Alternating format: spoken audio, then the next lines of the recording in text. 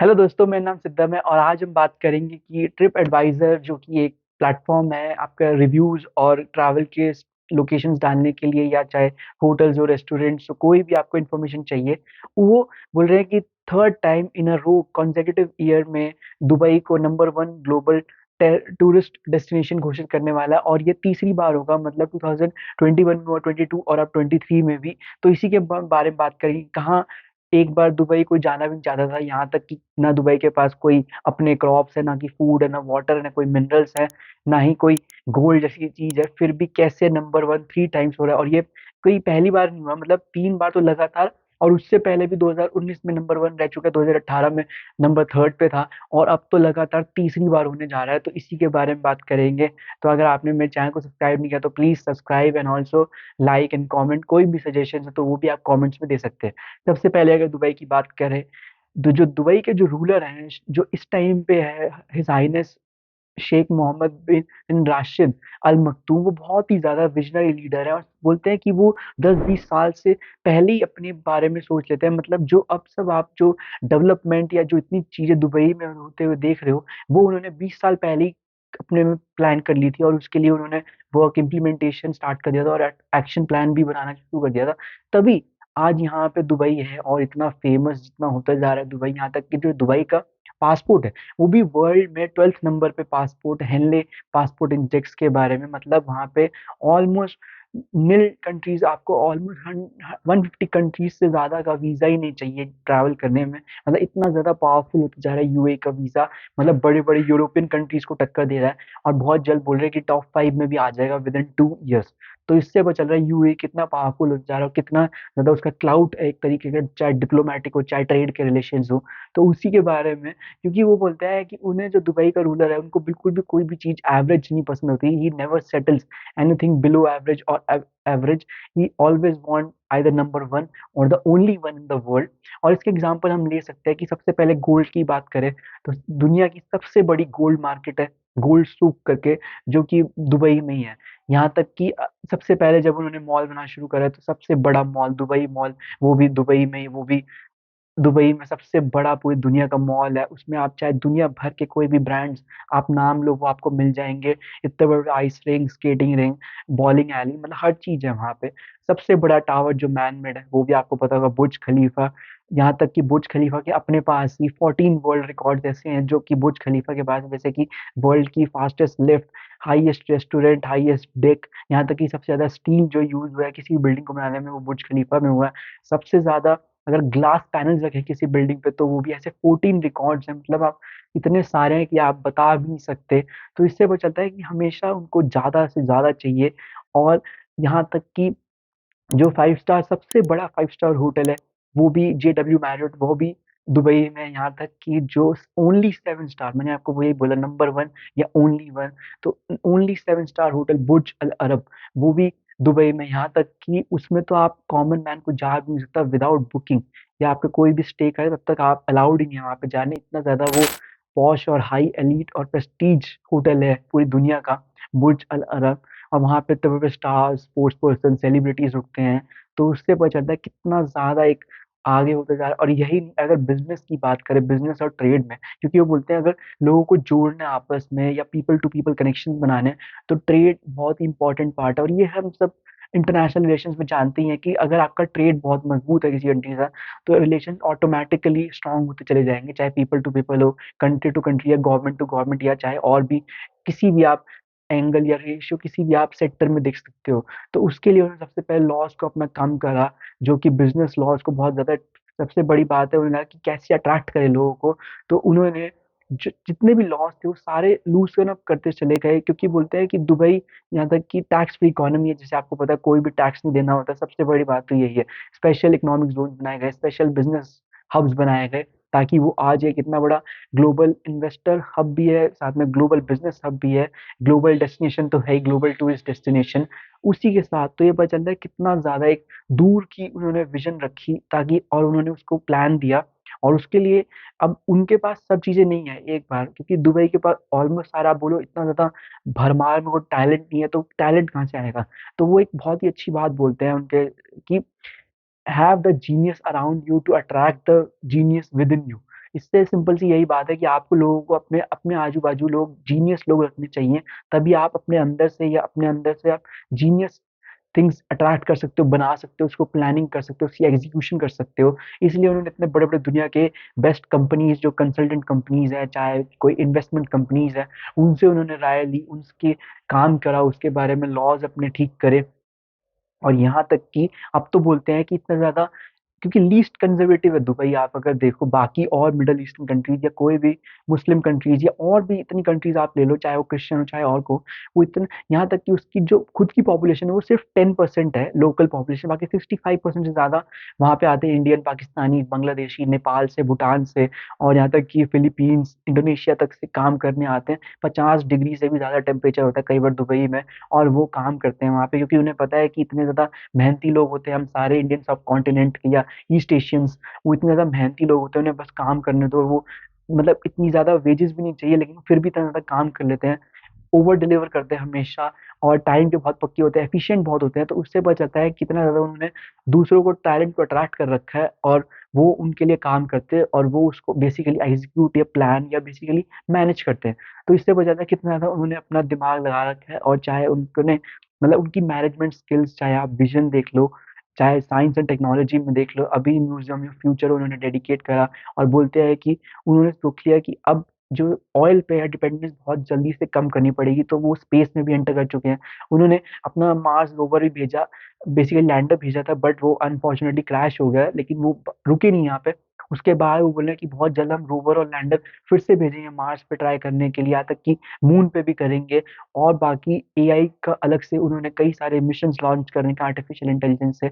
और recently news आई थी कि सऊदी अरेबिया और यूएई इतना ज़्यादा हेविली इन्वेस्ट कर रहे हैं एआई चिप्स में, ताकि वो लीडर बनते जाए, ताकि यूएस या बाकी और चाइना जैसी कंट्रीज सारी निविडिया से या और जो एएमडी या इंटेल से खरीद ना ले, ताकि हमारे पास कमी ना हो जाए, क्योंकि हम भी बहुत जल्द अलग अलग चैटबॉट्स या ऐसा एआई की स्टार्टअप्स शुरू होंगे। इसीलिए बोल रहे हैं क्योंकि उन्होंने पहले ही देख लिया कि अब generative AI is the new boom या न्यू गोल्ड, जो कि बोल रहा है कि इतना ज़्यादा जनरेटिव एआई बढ़ रहा है दुनिया में, हर कंपनी, हर कंट्री उसमें इन्वेस्ट कर रही है, अलग-अलग लॉज़ बना रही है, ताकि और इन्वेस्टर्स हमारी तरफ अट्रैक्ट हो सके।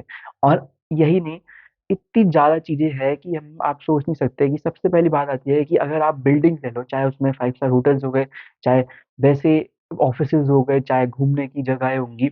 आपको पता है जैसे कि जो दुबई है वो बेसिकली सी के ऊपर एक आइलैंड, मतलब जो उसकी मिट्टी है वो रेत है, पूरा डेज़र्ट है, तो वहाँ पे चिकनी मिट्टी होती है। जैसे कि यमुना का आपको पता होगा कि कोई भी रिवर के पास बोलते हैं कि आप यहाँ पे कंस्ट्रक्शन नहीं कर सकते, क्योंकि ये चिकनी मिट्टी है, ये होल्ड नहीं कर सकती बिल्डिंग्स को। तो वो कैसे करती है? और सबसे बड़ी बात, 2 लाख गैलन वाटर रोज़ चाहिए इतनी बड़ी-बड़ी बिल्डिंग्स को खड़ा करने के लिए, और वो मतलब बेसिकली ये बिल्डिंग है 2 लाख गैलन वाटर रोज़ पीती है।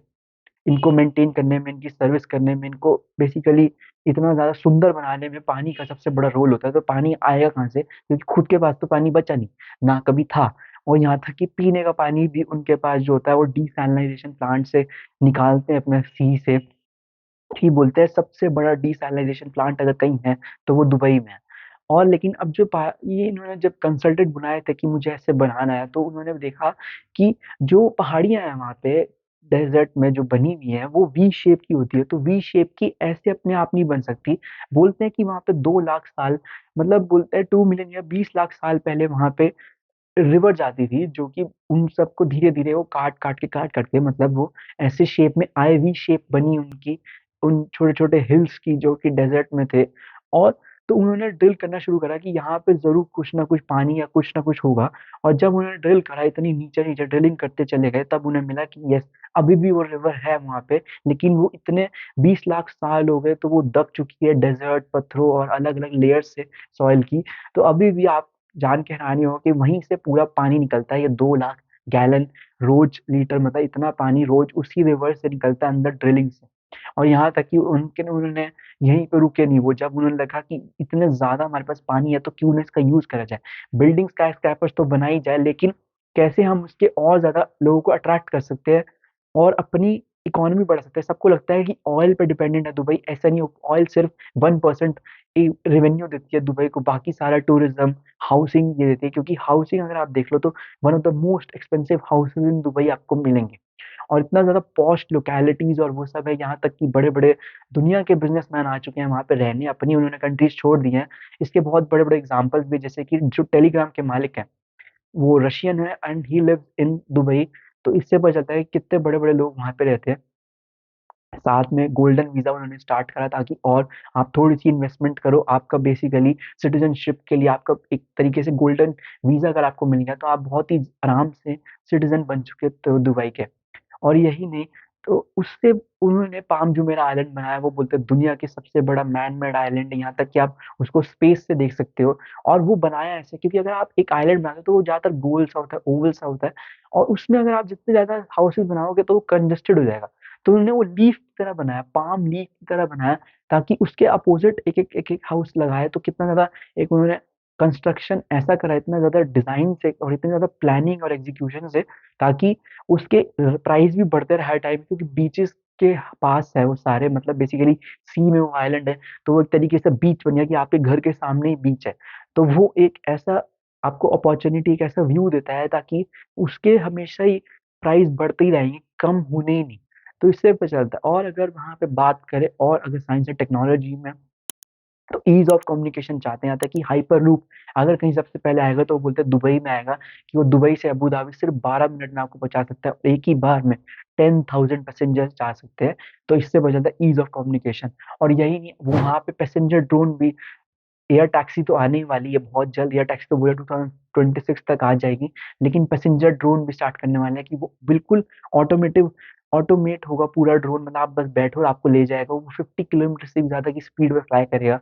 और 100 किलोग्राम्स के लोगों को वहां पे वो एक जगह से दूसरी जगह लेके जा सकता है। तो इससे पता चलता है कि ease of communication, ease of transport भी वहां पे बहुत तेजी के साथ डेवलप हो रहा है। और यहाँ तक कि अगर इनकी अब बारी आती है लॉज, क्योंकि लॉज भी बहुत स्ट्रिक्ट है, तो उन्होंने बोला लोगों को ठीक रखने के लिए क्राइम फ्री सोसाइटी, क्योंकि 0% क्राइम है दुबई में, तो वो कैसे रखें। तो इसलिए क्योंकि इतनी ज्यादा हैवी पेनल्टीज और जेल है, कि मतलब सीधा अगर आपने नहीं करा तो कोई वहां पे सुनवाई नहीं होगी, सीधा आपको तो जेल में डाल देंगे, या आपके ऊपर इतना मिलियंस ऑफ डॉलर्स या दिरहम का फाइन रखेंगे कि आपको वो काम करना ही पड़ेगा। जैसे कि इसके बहुत एग्जाम्पल है कि आप गार्बेज नहीं डाल सकते, रोड पे स्पिट नहीं कर सकते, आप किसिंग या स्मूच करना पब्लिक प्लेसेस में बिल्कुल अलाउड नहीं, यहाँ तक कि आपको जेल हो सकती है।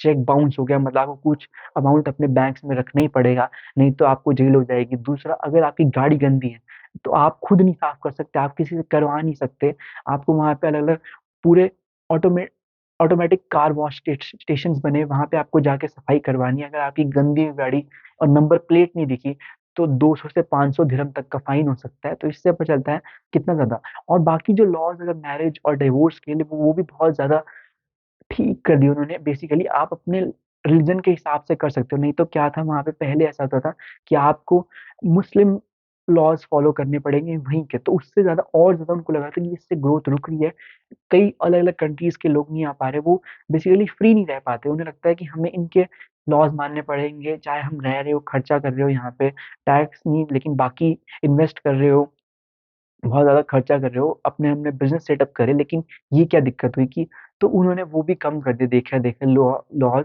और यही नहीं, इसके साथ साथ सऊदी अरेबिया, आपको जैसे पता होगा, बाकी कुवैत, ये कंट्रीज भी, बहरीन, कतर, ये भी अपने लॉज को अब धीरे धीरे लीस्ट कंजर्वेटिव की तरफ इन्होंने भी, इनको टाइम लगेगा, बहुत जल्दी नहीं हो पाएगा ये दुबई की या यूएई ओवरऑल तरह, बट बाकी कंट्रीज भी धीरे धीरे इस पे कदम ले रखी है, और उन्होंने भी काफी अपने लॉज जो है वो लूजन अप या ढीले करने शुरू कर दिए हैं। और अगर इसकी और इतनी बार बात करें, एक सबसे बड़ी बात है कि जब डिज्नीलैंड बनवाने के लिए ये प्रिंस गए थे यूएस के पास, तो इन्होंने बोला कि सबसे बड़ा डिज्नीलैंड होना चाहिए दुबई में। तो उन्होंने बोला नहीं, ऐसा तो नहीं हो सकता, क्योंकि यूएस में है तो हम बड़ा कैसे कर सकते हैं। तो इन्होंने बोला कोई नहीं, आप रहने दो। ये वापस आया, इन्होंने बड़े बड़े कंसल्टेंट बनाया और सबसे बड़ा दुबई लैंड यहाँ पे बनाया। मतलब वो आज बोलते हैं कि वो दुबई, वो सारे डिज्नीलैंड को भी अगर आप मिला लो तो वो उससे बड़ा है। यहाँ पे दुनिया का सबसे बड़ा वाटर पार्क भी आपको यहीं मिलेगा। तो इससे, और यही, इस पे भी खत्म नहीं हुई चीज, इतनी चीजें हैं घूमने के लिए कि जब भी आप कुछ नया जाते हो, वो अगले बार आप जब दोबारा जाओगे तो फिर कुछ आपको नया मिल जाएगा। जैसे कि इसका सबसे अच्छा एग्जांपल है कि अभी रिसेंटली 16 मीटर का deepest world deepest pool inaugurate हुआ है। अगर आगे की बात करें कि दुबई में यहीं पे नहीं खत्म होती डेवलपमेंट, जो अगर आप बिल्डिंग्स की बात करो तो वहां पे एक अभी 40 फ्लोर्स है उस बिल्डिंग में, और वो पूरी बिल्डिंग 3D प्रिंटिंग के थ्रू प्रिंट होके आई। मतलब उसमें उन्होंने से मलबा डाला और प्रिंटर ने प्रिंट करके कर दी। और उनका ये सपना है कि 2030 तक जो भी हमारी 25% से 30% बिल्डिंग्स होंगी, वो सारी 3D प्रिंटिंग के थ्रू बनेगी। तो इससे पता चलता है कितना ज्यादा वो एनवायरनमेंट और बाकी चीजों को भी देख रहे हैं। और साथ में जो ये बिल्डिंग्स हो, मतलब इनकी इतनी ज्यादा हर चीज में एकदम एक्यूरेसी प्रिसिशन इतनी है कि जो जेसीबी क्रेन्स है वो 1/4 वर्ल्ड की वो को दुबई में मिलेगी, क्योंकि हर दिन हर घंटे कुछ ना कुछ वहां पे नया बन रहा है, कोई ना कोई नई बिल्डिंग बन रही है। मतलब इतना इंफ्रास्ट्रक्चर डेवलप हो रहा है कि 1/4 जेसीबी क्रेन पूरे वर्ल्ड की आपको दुबई में मिलेगी, क्योंकि इतनी डेवलपमेंट हो रही है। और अगर पुलिस या बाकी, मैंने आपको लॉस का तो बता ही दिया, अगर पुलिस की बात करें तो बोलते हैं वर्ल्ड की रिचेस्ट पुलिस दुबई में है, क्योंकि यहाँ पे सबसे ज्यादा उनके पास एक्सपेंसिव कार्स हैं। और यहाँ तक कि जो उनकी सर्विस है, अगर आप एक जगह फोन करोगे तो पहुंचने में वो बोलते हैं 1.5 से 3 मिनट में वो आपकी जगह कहीं भी पहुंच जाएंगी, इतनी फास्ट और रैपिड है। और अगर आप बात करो तो करप्शन जो हट जाती है, करप्शन और मिनिमल जो एक ह्यूमन टच है, वो सब उन्होंने एलिमिनेट कर रखा है। क्योंकि जो आके अगर कोई बिल भरना हो, कोई फाइन करना हो, कोई कंप्लेंट करनी हो, कोई एफआईआर करनी हो, वो सब वहाँ पे ऑटोमेशन पे चलता है। मतलब अब बारी आ रही है जब से एआई आया कि एआई आएगा, ऑटोमेट होगा। उन्होंने पहले ही ये करके रखा हुआ है अपने पास जो भी। और जो थोड़ी बहुत पुलिस है वो भी इतनी एफिशिएंट फास्ट है कि उनके पास यहाँ तक कि लैम्बोर्गिनी फरारी जैसी जो गाड़ियां हैं, जो उस उनकी जो नॉर्मल एक पुलिस कार्स होती है वो है दुबई के पास। और यही नहीं कि आपने सुना है कि दुबई का पास सबसे, वैसे तो उनके पास कोई क्रॉप नहीं, कोई अपना कोई फ्लावर नहीं, लेकिन क्योंकि डेजर्ट में क्या ही होंगे, लेकिन वहां पे दुनिया का सबसे बड़ा फ्लावर गार्डन है वर्ल्ड, जिसका बिगेस्ट गार्डन, उसका नाम है दुबई मिराकल गार्डन। और सही में वो मिराकल है, क्योंकि वहां पे दुनिया की हर आपको फ्लावर की आपको वैरायटी मिलेगी। तो इसलिए बोलते हैं कि वो वहीं पे खत्म नहीं होती चीजें। तो यही होता है कि इसलिए देख के अगर आप सारी चीजें बोलो कि कहाँ एक 1980 में जब हिज हाइनेस शेख बिन राशिद अल जौहरी या बाकी जो उनके शेख थे, इनके प्रीवियस वाले, उनके इवन हिज फादर जो अभी है अल मखतूम उनके फादर, तब वो एकदम रेगिस्तान ही बोलते थे, ये बंजर जमीन है कि वहां पे कुछ भी नहीं है। लेकिन ना पानी, ना खेत, ना खलियान, ना कोई ऐसी रिसोर्स। बस अगर आपको तेल, क्योंकि तेल भी हमेशा से ही था, 1980 के बाद से ही धीरे धीरे डिस्कवर हुआ कि हाँ तेल है, वो भी कहाँ पे है। उनके पास तब भी टेक्नोलॉजी नहीं थी उसको ड्रिल करने के लिए। तो इससे पता चलता है कि खाली दुबई को लगता है लोगों के पास तेल है इसलिए पैसा नहीं है, ऐसा नहीं। चाहे एजुकेशन में देख लो, चाहे आप साइंस में, आज यहाँ तक कि वो स्पेस में आप जा रहे हैं, तो इससे पता चलता है कितना ज्यादा एडवांस है उनकी हर सिस्टम। तभी वो number one global tourist destination तो है ही, इतनी ज्यादा इन्वेस्टमेंट हब भी है, यहाँ तक कि ग्लोबल फाइनेंशियल हब में उनका नाम आता है। और चाहे हाउसिंग का देख ही ले, वो तो दुनिया में ही फेमस है। तो इससे पता चलता है कि दुनिया को एक एग्जाम्पल लेना चाहिए दुबई के पास, कि किसके पास बहुत सिटीज के पास बहुत सारी रिसोर्सेज होती हैं, बट वो उनको यूज नहीं कर पाती। और ये इंडिया को भी एक तरीके से बहुत अपनी अपनी सिटीज में एग्जाम्पल लेना चाहिए कि कैसे और ज्यादा अपनी सर्विसेज एफिशिएंसी को इम्प्रूव करा जाए और एक प्रोडक्टिव एंड स्मार्ट सिटी बनाया जाए। तो thank you, and please subscribe to my channel. और भी अगर आपको कोई क्वेश्चन है तो प्लीज, या कोई सजेशन है टॉपिक के, तो वो भी आप कमेंट्स में लिख सकते हैं।